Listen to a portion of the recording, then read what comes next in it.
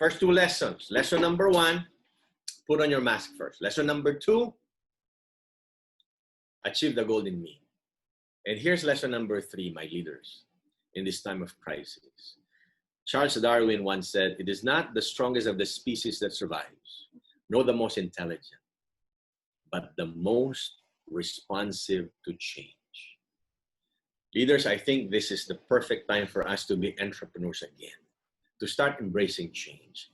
It will be very hard for us to stand as leaders if we are also trapped in the past. We have to start accepting that things have changed.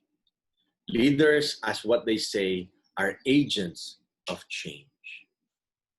And so now it's time to be leaders, to embrace the change in front of us and become leaders and true entrepreneurs all over again. Now, here's my recommendation. You and I are familiar with these two words: respond and react. Respond and react. Alam niyo po, noong una, akala ko parehas lang yung dalawang yan. And I would use them interchangeably. And then I did my own research and I realized these two words are very different. Respond is positive. React is negative. If I may share with you a medical analogy, pagka pumunta ka sa doktor, pag sinabi ng doktor, "Good news, sir. Good news, ma'am. Your body is responding well to the medication. We can continue." Respond positive. Pag sinabi naman ng doktor, "Nako, bad news, ma'am, sir. Your body is reacting to the medication. We have to stop." So to respond is positive. To react is negative.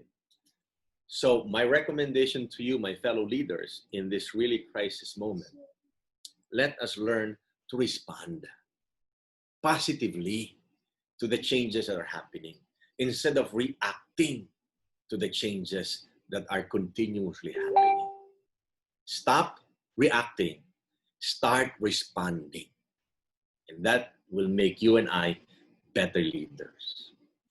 Now, I would like to end this lesson number 3 with a story that you and I are very familiar with. And this is the story of David and Goliath. This story just came to me last night when I was about to sleep and I was thinking of the third lesson, which is this lesson right now.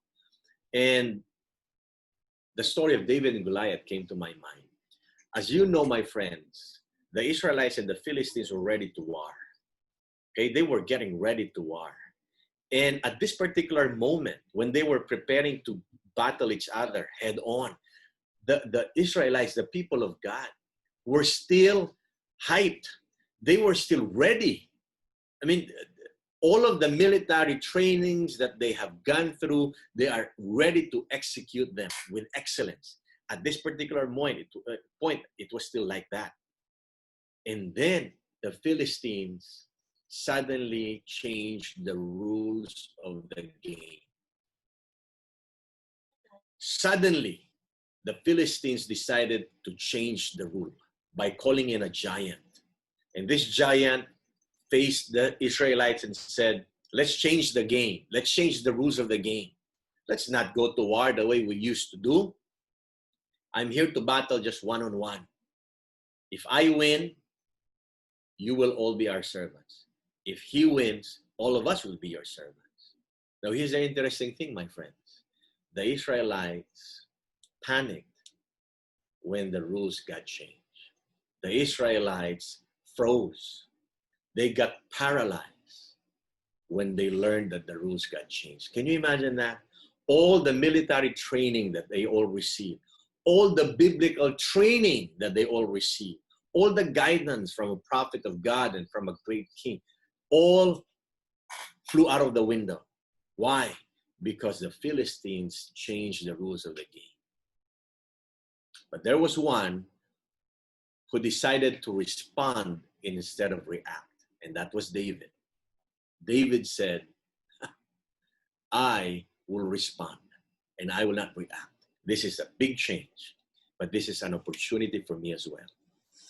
And so, my friends, unfortunately, the Israelites, the people of God, was not ready to respond and adapt to the change that the Philistines threw right in front of them. And they got paralyzed. They got scared.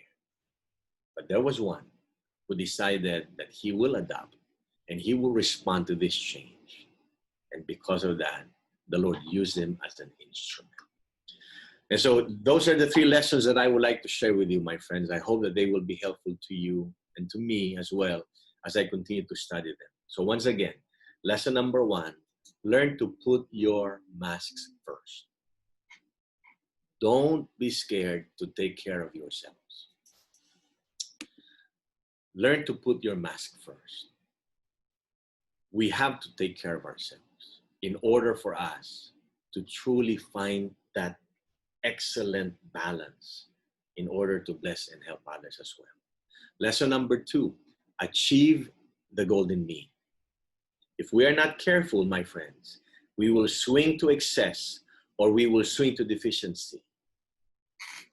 If we are to take care of ourselves in order to be able to take care of others, we have to find that golden mean, that ideal middle, that equilibrium, that balance, so that we can truly be effective in this truly trying times.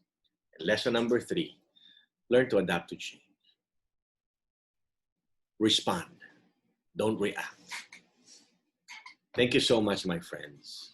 And we hope that we can continue to be partners with you, not just in your business, but in everything that you and I are engaged in these very challenging and truly, truly depressing times. But we don't have to be. But if we just learn to trust in God and to continue to be leaders. So once again, I call upon you, my fellow leaders. This is the time that we should be entrepreneurs all over again. Entrepreneurs would always look for opportunities behind the crisis. Entrepreneurs will always find ways to find solutions to problems. This is a wake-up call for all of us to be once again entrepreneurs, to be true leaders, to be truly world-class leaders that the Lord has truly made us and meant to be.